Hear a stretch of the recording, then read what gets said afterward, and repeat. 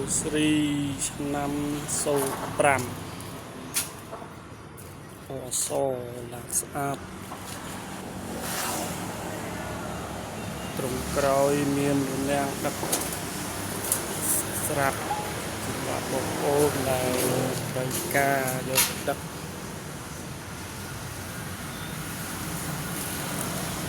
មានរនាំងមានដំបូលស្អាតស្រាប់តែម្ដង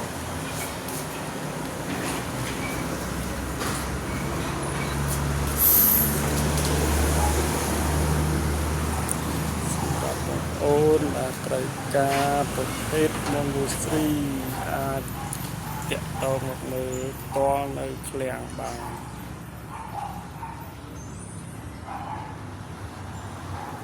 ឡានរៀបចំរួចស្អាតតែម្ដងបងប្អូនដែលគាត់ប្រើពីមុនគាត់រៀបចំបានយ៉ាងស្អាតទាំងត្រង់មានទាំងដំបូល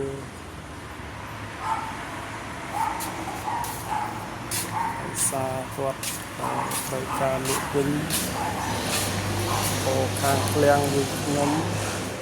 កាត់យកមកតែម្ដងពីឡាននៅស្អាតសម្រាប់បងប្អូនដែលត្រូវការយកទៅប្រើប្រភេទ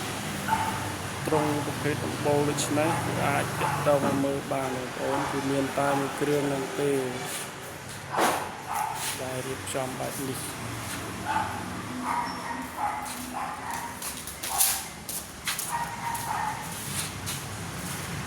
គឺ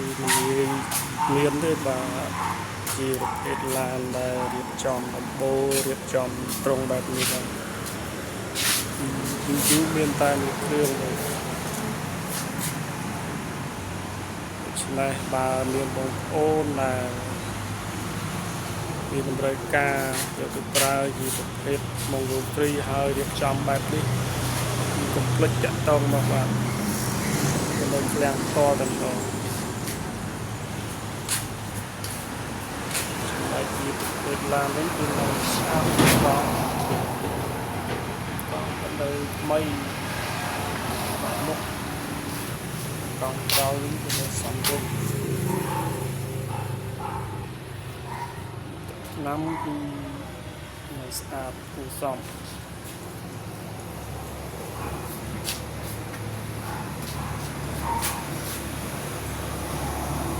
ក្នុង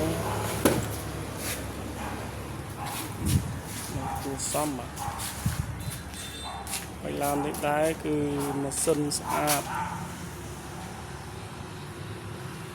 សិននឹងអមានសិនតិចស្រាប់តិចគឺនៅតិចអគឺក្នុងវាដូចបងប្អូនឃើញក្នុងវីដេអូនេះស្រាប់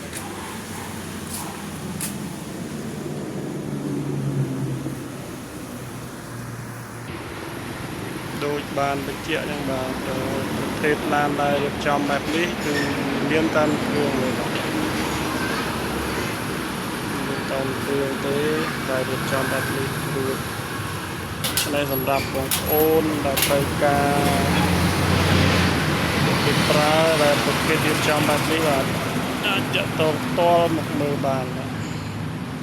ឃ្លាំងផ្ទាល់តែម្ដងជារថយន្តនេះប្រភេទ Mongol Sri 1 តោនកន្លះឆ្នាំផលិត 2005